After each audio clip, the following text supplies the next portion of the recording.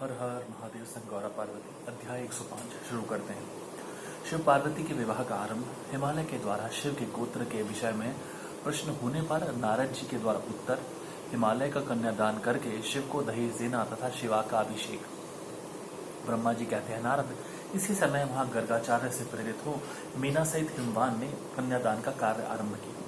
उस समय वस्त्राभूषणों से विभूषित महाभागा मीना सोने का कलश लिए पति हिमवान के दाहिने भाग में बैठी। तत्पश्चात पुरोहित सहित हर्ष से भरे हुए शैलराज ने पाद्य आदि के द्वारा वर का पूजन करके वस्त्र, चंदन और आभूषणों द्वारा उनका वरण किया। इसके बाद हिमाचल ने ब्राह्मणों से कहा, आप लोग तिथि आदि के कीर्तन पूर्वक कन्यादान के संकल्प वाक्य का प्रयोग करें। उसके लिए अवसर आ गया है। वे सब द्विश्रेष्ठ काल के ज्ञाता थे, अतः तथास्तु कहकर वे सब बड़ी प्रसन्नता के साथ तिथि आदि का कीर्तन करने लगे। तदनंतर सुंदर लीला करने वाले परमेश्वर शंभु के द्वारा मन ही मन प्रेरित हो हिमाचल ने प्रसन्नता पूर्वक हंसकर उनसे कहा, शंभु, आप अपने गोत्र का परिचय दें, प्रवर, कुल, नाम, वेद और शाखा का प्रतिपादन करें। अब अधिक समय न बिताएं। हिमाचल की यह बात सुनकर भगवान शंकर सुमुख होकर भी विमुख हो गए, अशोचनीय होकर भी तत्काल शोचनीय अवस्था में पड़ गए। उस समय श्रेष्ठ देवताओं, मुनियों, गंधर्वों, यक्षों और सिद्धों ने देखा कि भगवान शिव के मुख से कोई उत्तर नहीं निकल रहा है। नारद यह देखकर तो हंसने लगे और महेश्वर का मन ही मन स्मरण करके गिरिराज से यूं बोले। नारद ने कहा, पर्वतराज, तुम मूर्ता के वशीभूत होकर कुछ भी नहीं जानते। महेश्वर क्या तुम्हें कहना चाहिए और क्या नहीं, इसका तुम्हें पता नहीं है। वास्तव में तुम बड़े बहिर्मुख। तुमने इस समय साक्षात हर से उनका गोत्र पूछा है और उसे बताने के लिए उन्हें प्रेरित किया है।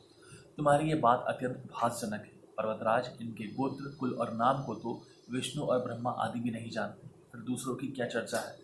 शैलराज, जिनके एक दिन में करोड़ों ब्रह्माओं का लय होता है, उन्हीं भगवान शंकर को तुमने आज काली के तपोबल से प्रत्यक्ष देखा है। इनका कोई रूप नहीं है। ये प्रकृति से परे निर्गुण परब्रह्म परमात्मा है, निराकार, निर्विकार, मायाधीश एवं परात्पर है। गोत्र, कुल और नाम से रहित स्वतंत्र परमेश्वर है। साथ ही अपने भक्तों के प्रति बड़े दयालु हैं। भक्तों की इच्छा से ही ये निर्गुण से सगुण हो जाते हैं, निराकार होते हुए भी सुंदर शरीर धारण कर लेते हैं और अनामा होकर भी बहुत से नाम वाले हो जाते हैं। ये गोत्रहीन होकर भी उत्तम गोत्र वाले हैं, कुलहीन होकर भी कुलीन हैं। पार्वती की तपस्या से ही आज तुम्हारे जामाता बन गए हैं, इसमें संशय नहीं है। गिरिश्रेष्ठ, इन लीला विहारी परमेश्वर ने चराचर जगत को मोह में डाल रखा है। कितना ही बुद्धिमान क्यों ना हो, वह भगवान शिव को अच्छी तरह नहीं जानता। ब्रह्मा जी कहते हैं, मुने, ऐसा कहकर शिव की इच्छा से कार्य करने वाले तुझ ज्ञानी देवर्षि ने शैलराज को अपनी वाणी से हर्ष प्रदान करते हुए फिर इस प्रकार उत्तर दिया। नारद बोले, शिवा को जन्म देने वाले तात महाशैल, मेरी बात सुनो और उसे सुनकर अपनी पुत्री शंकर जी के हाथ में दो। लीला पूर्वक रूप धारण करने वाले सगुण महेश्वर का गोत्र और कुल केवल नाद ही है। इस बात को अच्छी तरह समझ लो। शिव नादमय है और नाद शिवमय है, यह सर्वथा सच्ची बात है। नाद और शिव, इन दोनों में कोई अंतर नहीं है।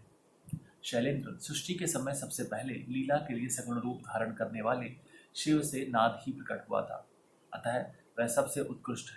हिमालय इसलिए मन ही मन सर्वेश्वर शंकर के द्वारा प्रेरित हो मैंने आज अभी वीणा बजाना आरंभ कर दिया है। ब्रह्मा जी कहते हैं, मुने, तुम्हारी ये बात सुनकर गिरिराज हिमालय को संतोष प्राप्त हुआ और उनके मन का सारा विस्मय जाता रहा। तदनंतर श्री विष्णु आदि देवता तथा मुनि सबके सब विस्मय रहित हो नारद को साधुवाद देने लगे। महेश्वर की गंभीरता जानकर सभी विद्वान आश्चर्यचकित हो बड़ी प्रसन्नता के साथ परस्पर बोले, अहो, जिनकी आज्ञा से इस विशाल जगत का प्राकट्य हुआ है, जो परात्परतर आत्मबोध स्वरूप स्वतंत्र लीला करने वाले तथा उत्तम भाव से ही जानने योग्य है, उन त्रिलोकनाथ भगवान शंभु का आज हम लोगों ने भली भांति दर्शन किया है। तदनंतर हिमालय ने विधि के द्वारा प्रेरित हो भगवान शिव को अपनी कन्या का दान कर दिया। कन्यादान करते समय वे बोले, इमाम कन्याम तुभ्यमहम ददामी परमेश्वर भार्यार्थम परिगृहस्व प्रसीद सकलेश्वर। परमेश्वर, मैं अपनी यह कन्या आपको देता हूँ, आप इसे अपनी पत्नी बनाने के लिए ग्रहण करें। सर्वेश्वर, इस कन्यादान से आप संतुष्ट हो। इस मंत्र का उच्चारण करके हिमाचल ने अपनी पुत्री त्रिलोक जननी पार्वती को महान देवता रुद्र के हाथ में दे दिया। इस प्रकार शिवा का हाथ शिव के हाथ में रखकर शैलराज मन ही मन बड़े प्रसन्न हुए। उस समय वे अपने मनोरथ के महासागर को पार कर गए थे। परमेश्वर महादेव जी ने प्रसन्न होकर वेद मंत्र के उच्चारण पूर्वक गिरिजा के कर कमल को शीघ्र अपने हाथ में ले लिया। उन्हें लोकचार के पालन की आवश्यकता को दिखाते हुए उन भगवान शंकर ने पृथ्वी का स्पर्श करके को अदातः इत्यादि रूप से काम संबंधी मंत्र का पाठ किया। विवाह में कन्या प्रतिग्रह के पश्चात वर इस कामसूत्र का पाठ करता है। पूरा मंत्र इस प्रकार है को अदाता कस्मा अदात कामो अदात कामाय दात कामो दाता कामा प्रतिग्रहिता कामितते। इस समय वहां सब और महान आनंददायक महोत्सव होने लगा। पृथ्वी पर, अंतरिक्ष में तथा स्वर्ग में भी जय जयकार का शब्द गूंजने लगा।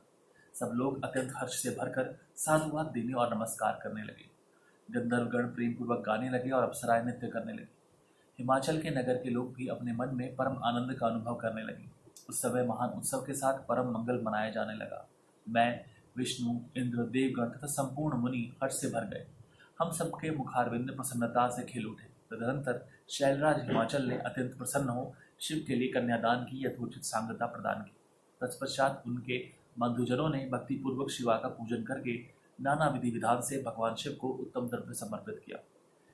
हिमालय ने दहेज में अनेक प्रकार के द्रव्य, रत्न, पात्र, 1,00,000 सुसज्जित गौएं, 1,00,000 सजे सजाए घोड़े, करोड़ हाथी और उतने ही स्वर्ण जटित रथ आदि वस्तुएं दी। इस प्रकार परमात्मा शिव को विधि पूर्वक अपनी पुत्री कल्याणमयी पार्वती का दान करके हिमालय कृतार्थ हो गए। इसके बाद शैलराज ने यजुर्वेद की माध्यन्दिनी शाखा में वर्णित स्त्रोत्र के द्वारा दोनों हाथ जोड़ प्रसन्नता पूर्वक उत्तम वाणी में परमेश्वर शिव की स्तुति की।